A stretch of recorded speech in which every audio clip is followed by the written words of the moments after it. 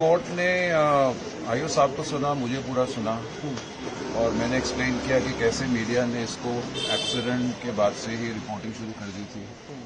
Media ने बहुत सारे स्टेटमेंट्स रिकॉर्ड करे हैं, मतलब डिजिटली रिकॉर्ड करे हैं, जो न्यूज़ में आ रहे हैं, एनडीटीवी में आ रहे हैं, टाइम्स नाउ में आ रहे हैं। और एक डीसीपी साहब ने खुद प्रेस कॉन्फ्रेंस की, उन्होंने सारे फैक्ट्स बताए। जब हम एफआईआर पढ़ते हैं जो 10 घंटे के बाद रजिस्टर होती है, इंसिडेंट है 1:30 बजे का, एफआईआर हो रही है रात को 11:30 बजे, उसका जो भी वर्जन है एफआईआर का, वो प्रेस कॉन्फ्रेंस के भी अगेंस्ट है, उसके खिलाफ है, कॉन्ट्रडिक्ट कर रहा है, पूरा वर्जन ही कॉन्ट्रडिक्ट कर रहा है। और जो एक शख्स है जिसने गाड़ी में बिठा के हॉस्पिटल में लेके गया, उसके भी बयान अगर आप देखेंगे तो मीडिया में बहुत सारे आए हुए हैं, वो भी कुछ और कहानी बताते हैं। सो कहीं ना कहीं ये लग रहा है एफआईआर पढ़ के कि एफआईआर का वर्जन जो है वो सही नहीं है, इनकरेक्ट है। इसका कारण क्या है हम इस स्टेज पे आपको नहीं बता सकते हैं। देखिए, बड़ा अनफॉर्चुनेट इंसिडेंट है, एक शख्स की डेथ हुई है, we all are very sorry for that. But जो कानून है, कानून तो अपने हिसाब से चलता है। अगर रैश एंड नेग्लिजेंट ड्राइविंग से किसी की डेथ है और कंट्री में वो बेलेबल ऑफेंस है, फिर वो बेलेबल ही है।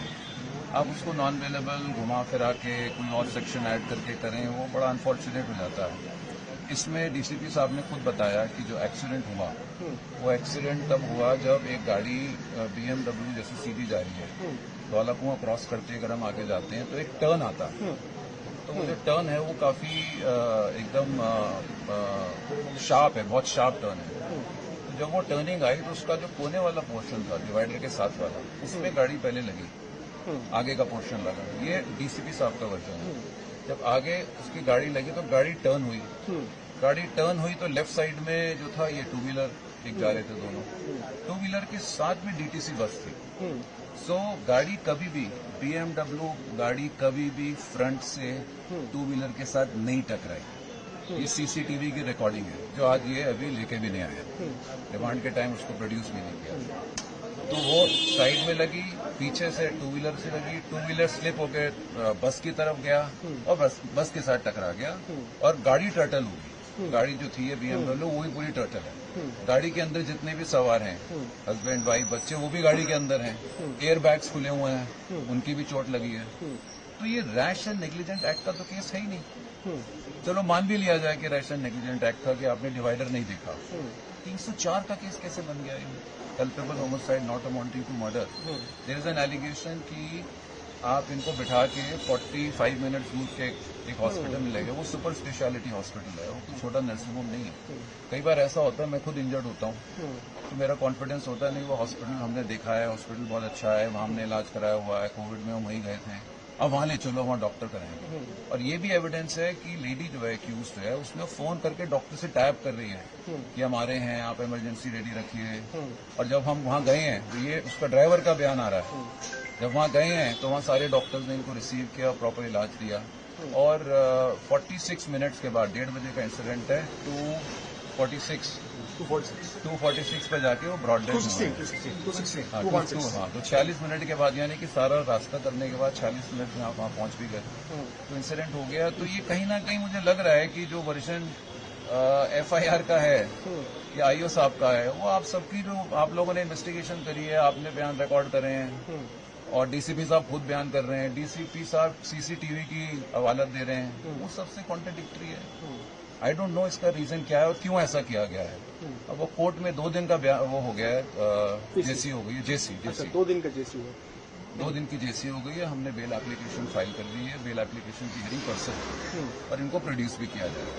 और अभी डॉक्टर का इलाज भी होगा, डॉक्टर के पास भी लेके रहेंगे, उसके बाद जेसी में जाएंगे। तो आज इनको जेसी में जेल भेज दिया गया। हाँ, भेज दिया। सर, जो अगर पुलिस की बात करें तो पुलिस क्या कह रही है अपनी इनिशियल इन्वेस्टिगेशन में? जो कार थी बीएमडब्ल्यू, जो कि बहुत हाईटेक कार है, उसकी क्या स्पीड रही होगी at the time of accident?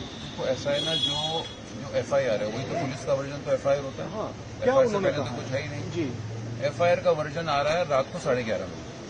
अच्छा।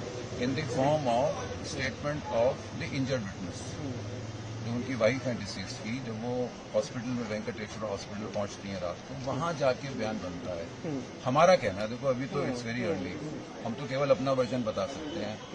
हमारा वर्जन ये है कि एफआईआर पढ़ने के बाद वो कॉन्फिडेंस नहीं आ रहा, क्योंकि हम तो सुबह से ही देख रहे हैं कि आप लोग क्या रिपोर्ट कर रहे हो। सुबह से ही प्रेस कॉन्फ्रेंस हो रही है, डीसीपी साहब कुछ और कह रहे हैं, डीसीपी साहब आपको बयान दे रहे हैं, वो कुछ और कह रहे हैं, और एफआईआर कुछ और आती है। तो कॉन्फ्लिक्ट बहुत ज्यादा है दोनों के फैक्ट्स में।